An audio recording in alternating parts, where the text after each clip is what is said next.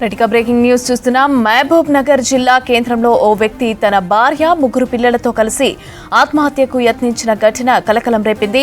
Revenue అధికారులు వేధిస్తున్నారంటూ అంబేద్కర్ చౌరస్తాలో దేవరకద్రకి చెందిన ఆటో డ్రైవర్ శంకర్ తన భార్య, పిల్లలను ఆటోలో కూర్చోబెట్టి పెట్రోల్ పోసి నిప్పంటించాడు. గమనించిన స్థానికులు ఆటోలో నుంచి నలుగురిని బయటకు తీసుకువచ్చారు. వెంటనే మంటలు వ్యాపించడంతో ఆటో తగలబడిపోయింది. శంకర్కు గాయాలు కాగా భార్య, పిల్లలు ప్రాణాలతో బయటపడ్డారు. పెద్దల పేరిట ఉన్న ఆస్తిని తన పేరిట పట్టా మార్చకుండా దేవరకద్ర రెవెన్యూ అధికారులు నిర్లక్ష్యంగా వ్యవహరిస్తున్నారని ఆరోపిస్తున్నాడు శంకర్. ఈ ఘటనపైన పోలీసులు, రెవెన్యూ అధికారులు విచారణ చేపట్టారు.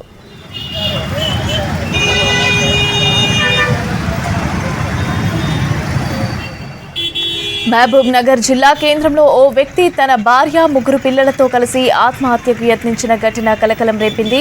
రెవెన్యూ అధికారులు వేధిస్తున్నారంటూ అంబేద్కర్ చౌరస్తాలో దేవరకద్రకి చెందిన ఆటో డ్రైవర్ శంకర్ తన భార్య, పిల్లలను ఆటోలో కూర్చోబెట్టి పెట్రోల్ పోసి నిప్పంటించాడు.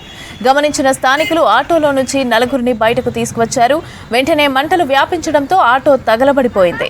శంకర్కు గాయాలు కాగా భార్య, పిల్లలు ప్రాణాలతో బయటపడ్డారు.